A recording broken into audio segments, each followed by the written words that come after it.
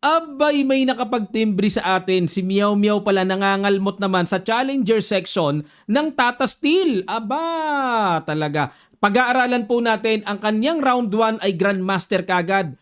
Nasa home court, taga Netherlands. O yan, pag-aaralan natin. Pero bago yan, bigyan ko muna kayo ng puzzle mga kamatsas. Hatid sa atin ng Internet Chess Club para ito po ang sasagutan natin sa ating next upload. Ayan, it's why to play. Ano kaya ang pinakamagandang gagawin dito ng puti? Pakilapag nyo po ang inyong mga kasagutan sa comment section below. Ang gaganda ng puzzle ng Internet Chess Club. Lalakas ka talaga, matitrain ka talaga. Kaya kung wala ka pa nito, download ka na. Downloadable sa Play Store at App Store mga kamatsas. Free lang ang paggawa ng account. Nako, ang dami mong magagawa. Lalakas ka. Okay.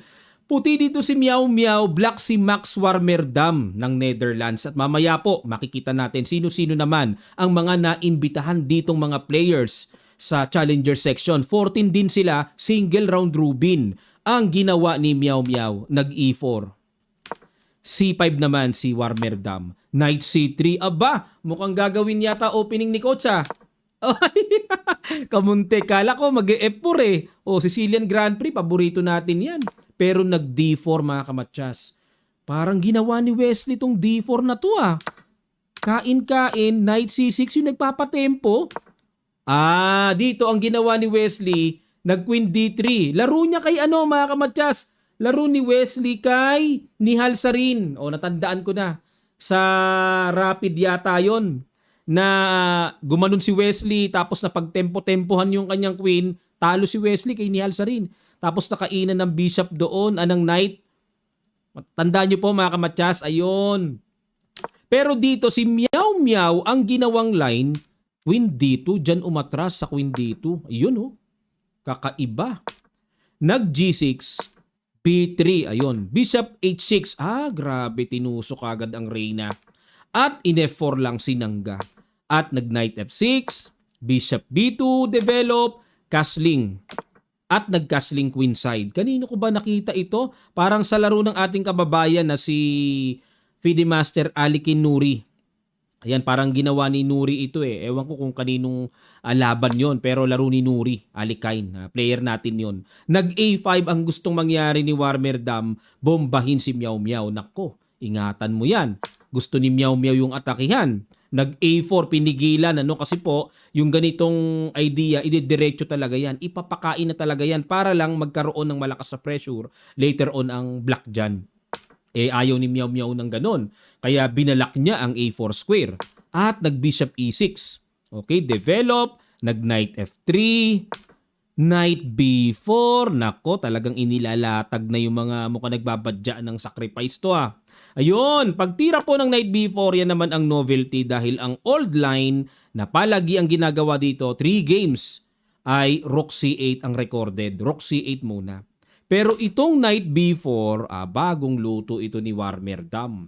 At nag-Knight G5, ayan na. Kumbaga, over the board na to, no? Ito, timpla ni Meow Meow, Knight G5, sumugod. Inatake ang bishop, pero inignore lang. Sige, kainin mo, parang ganon. Rook C8 lang, diretso pa rin. Kinapture na nga. Kasi po, kung hindi ka capturing yan, talagang nagbabadya po yan ng malakas na atake. Nakakatakot yan, parang tipong may kain dyan, pag kinain, kakainan sa E4, pero kainin muna yung knight, tapos knight takes E4. Mukhang sari-saring nangangamoy ng mga sacrifices, kaya niligpit na talaga ni Meow Meow ang bishop. Kain, tapos nag king B1. Good move, syempre, para makaiwas sa pressure ng C-file, makaiwas na rin sa potential na magagawa ng pin, at nag-bishop G7. Dahil umiwas na nga po, sa palagay ni Warmerdam, ilipat na rin niya ang bishop. Pero binad mo ba ng computer? Dapat daw po ang tira mga kamatsas ay may ganun na pala. Yun lang, knight takes E4 na pala. Teka muna mga kamatsas ha. Explore muna natin, may matutunan tayo dito eh. Knight takes E4, rook takes C2. Parang wala kasing kasunod eh. Kaya mahirap gawin eh. Queen D4, mangangalikot doon, sabay rook takes B2. Ano? Hanip yan.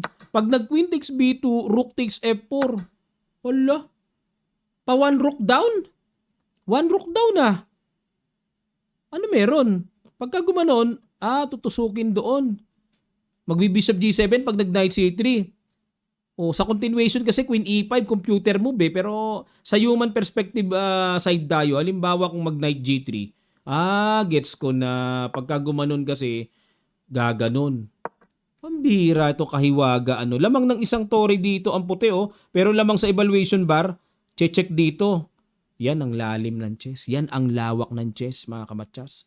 Kaya malawak na laro talaga ang chess Biruin nyo marami pang sangay-sangay yun pero lamang ang black one rook down. Malalim talaga ang chess talaga.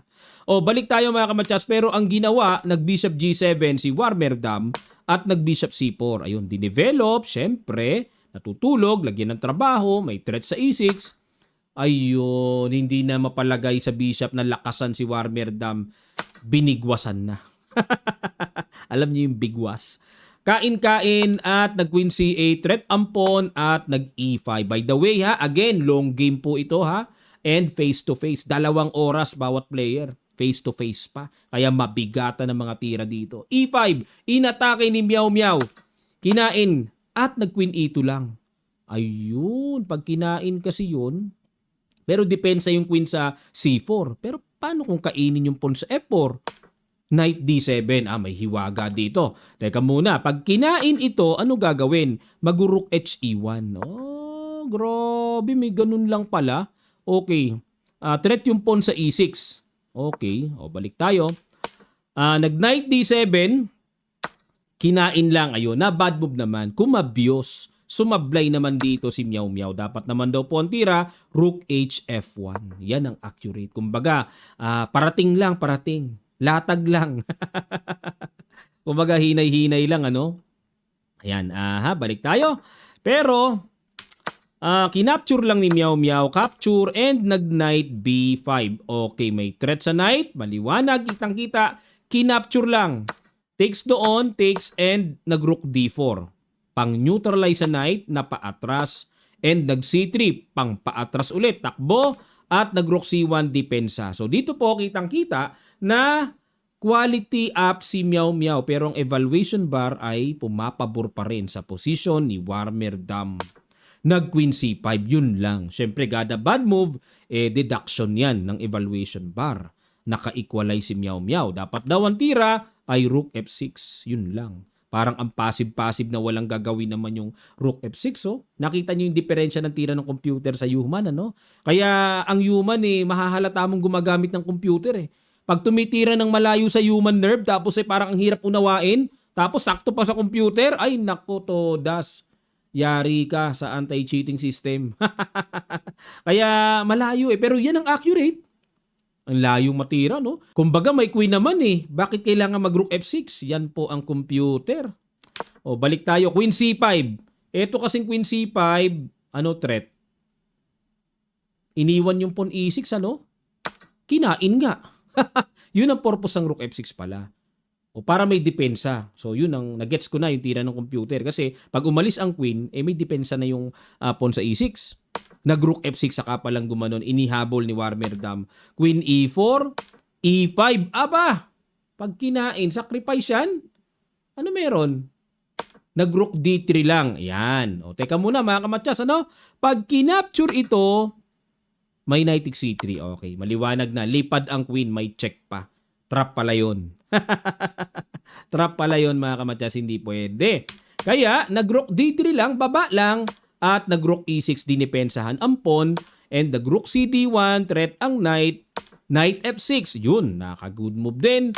Queen takes B7 check. Rook E7 another accurate move and then nag-Queen A6. Talagang nagsumuksok si Meow Meow doon kasi kung aatras kasi hindi pwede. May E4 double. Okay. Knight takes A4. Queen takes A5. E4. Atake muna sa tore. Nag-Rook H3. Rook B7, kumounter doon pero kinainan lang. Kain at King C2. Mukhang exposed, mukhang nakakatakot ang king ni Meow Meow pero timplado pala. Timplado. Nag-Queen B6, susundot sa B2. Queen A3 lang muna, suporta. At nag-Queen B7 para walang check, sinuportahan po ang 7th rank sa pamamagitan ng Reyna. Pero ang accurate daw ay Queen C7. Yan ang tama pala. Queen C7. Wala ring check doon. Tingnan natin pagkakaiba ng Queen B7 sa Queen C7. Nag C4. Ay, oo. Kung may queen sa C7, walang C4, kakainin lang. Walang queen. Di C4. Yun, saka palang gumanon, pihit. Pin, dinipensahan ni Meow Meow. Ayun, kung papaano namang tumangkad ng pagkatangkad-tangkad ng evaluation bar na at lamang na talaga, yan o, decisive advantage na. Pero, sinuportahan ni Meow Meow. Diyan naman siya nag-blunderatious. Bumaba ang evaluation bar. Ano ngayon ang tamang tira? Naku, pang puzzle pala. Sayang, bingo sa ang ganda na. Rook D7 pala, mga kamatyas. Na-miss ni Meow Meow. Kung sa bagay, yung oras po, 1 minute and 12 seconds na lang eh. May ganyan na pala. Pag kinain po ito, simple lang, kakapturin lang ang tore. Na hindi makapture-capture yung pass po na yan dahil susundot ng check, makukuha naman yung knight. At kung hindi naman kakapturin yan, magbi-B6 na or kung papaanong baka mag-rook B3, push-push, very strong, halos unstoppable pass po naman. Yan pala. Kung knight naman ang pang-capture, ito po gagawin. May queen E7 check. At pagka bumaba, sunod-sunod na yata to eh. Check. Ganoon. Queen H8 check. Takbo. Rook H7 check. Takbo. Queen D4 check. Takbo. And ayun. Simplicity is beauty. Talo ka agad pagka gumanon. Ayun. Sabay ganon. Iyak sa endgame. Iyak. Pamimigay na yung pawn na yun. Kain. Ayun. Sabay ganon. Nakita nyo mga kamatyas ha. Para mas lubos nating maunawaan, pinapakita ko po sa inyo yung mga posibilidad na maaaring mangyari. Pero, hindi napansin nga ni Meow Meow yung sundot eh. Napa-rook C3 siya eh. Rook F5 susundot ng check at nag-rook D2 depensa lang. Nag-E3 ay talagang bumabalagbag na si Warmerdam dito ah. Pag kinain po kasi may capture dyan. So may gulo-gulo din naman yung E3 eh. Pero kung accurate po pag-uusapan, Rook C5 lang daw. I-threat lang yung pawn C4. Okay? Pero E3, balagbag, nag-Rook D4 lang. Na bad move naman si Meow Meow. Okay? Siguro iniisip niya dito, baka mamaya lumundag yung knight, pinigilan niya, matret pa yung tore niya. Pero kung accurate po pag-uusapan, Queen D6 ang the best. Yan na pala, Queen to Queen, na dito iiwas. Pagka-iwas sabay, Rook A3, sasalubungin yung reyna doon, magulo. Pag mga laro talaga ni Meow Meow, highly complex, aggressive, parang laro ni Tal ang gulo. Pero pag kinain kasi simple lang. Kain-kain, wala namang double, may check, may bitin pa sa pawn. Madaling makuha, sa madaling sabi. Pero napaka-complex pa rin mga kamatyas. Balik tayo dito sa Rook D4 na ginawa. Rook F2 check, King D1, Rook takes G2. Ayun, yun lang. So nagkaroon na po ng additional 30 minutes. Naubos na nila yung oras nila. Pag na-reach po yung lumampas ng or naabot yung 40th move, may additional 30 minutes. Halos isang araw, isang laban. Ganong katagal ang laban dito. 1 game per day. Okay, dito po ang accurate daw ay Queen B7. May mga sundot ba doon? May mga gulo-gulo, no? Laban pa rin kahit na quality down eh. Pero dahil nanginain dyan, Rook takes E3. Rook G1 check, King C2. Queen takes H2, Rook D2. Sapat ang pangsangga kasi mangyari eh. Tiniret ang pawn sa C4 at nag-Rook E7 check. King H6, Queen E3 check. Rook G5, binarangan at dito po nag-Rook D4. Atake sa reyna, chumek at nag-King C3. Ang tanong, ano na gagawin ng black? Nakapin yung tore. Yung knight, wala rin puntahang tama kasi kakainin lang lagi. Nag-Queen H1 para may mga sundot-sundot check-check. Pero ni Rook E5 lang. Ito kailangan kwentahin kasi pag chumek yan, saan tatakbo ang king na walang mauubusan ng check? Kailangan kwentado yun. Nag-Rook E5, threat na yung Rook sa G5. Queen A1 checking B4. Check ulit, King A5. Check ulit. Hindi pwede dito, no? May queen eh. Ayun. Pagtira po ng King B6, awarding time mga kamatyas, yun lang. Bakit po nag-resign si Warmerdam? Ito na lang ang check niya. Halimbawa, chumek, mag-Rook B5. Haharangan and lipad pa ang tore. Halimbawa, mag-Queen G2, Rook takes G5, kain, pagkakainin na lang pala, tapos C5. Simplicity is beauty. Simple beauty na lang mga kamatyas. Okay po mga kamatyas. At bago natin tignan ang kanilang ranking or standing after round number 1 at mga players na nandito, pakisubscribe naman po ang channel na to sa mga di pa po nakakapag-subscribe. Maraming salamat po. Ayan, nangunguna si Suleymanli ng Azerbaijan. FIDE Master ng India ang pumapangalawa. FIDE Master lang ha. At pinisak si IM Rovers. Ayan, and Bibi Sara, yung kata-champion lang po sa Blitz, ano? World Blitz champion yan, si Bibi Sara Asubayeva ng Kazakhstan. At si Lu Miao Miao, ayan po, pang-apat dahil na biktima na kalmot yung Grandmaster, ininda. Ayan, at kasali dito si Faustino Oro, Carissa Yip, pang-pito. Bakit naman inimbitahan nyo si Carissa Yip? Si Wesley naman, hindi nyo inimbitahan sa master side. Pambira naman, si Carissa Yip nandito. Wala si Wesley. O sino pa ba nandito? O Faustino Oro, yan. Lodi rin yan. Saka si Rovers. Gusto ko rin maglaro yan eh. Okay, pero itong si Faustino Oro, very promising. Baka mag-grandmaster siya dito pag nakumpleto niya yung... hindi ko alam kung isang GM norm na lang siya mga kamatyas ang inihit niya eh. To become the youngest grandmaster and to break the record of Abhimanyu Mishra of USA. At the age of 12 na Grandmaster. Pero 12 din si Fausti, pero tatalunin niya sa buwan lang. Ayun mga kamatyas. Okay. Yan po ang report dito mga kamatyas. Sana po natuto kayo. And susubaybayan din natin dito sa Challenger section pala. Nandito sila Faustino Oro. Nandito rin si Miao Miao. Abangan nyo mga kamatyas ha. Maraming salamat po sa... inyong pakikinig at sana po natuto kayo kung ano pong inyong saloobin, ano ang masasabi nyo, lapag nyo naman po sa comment section below. Papuso na lang din para sa promotion po ng video na ito. Maraming pong salamat. Makita-kita pa tayo sa mga susunod pang chess updates.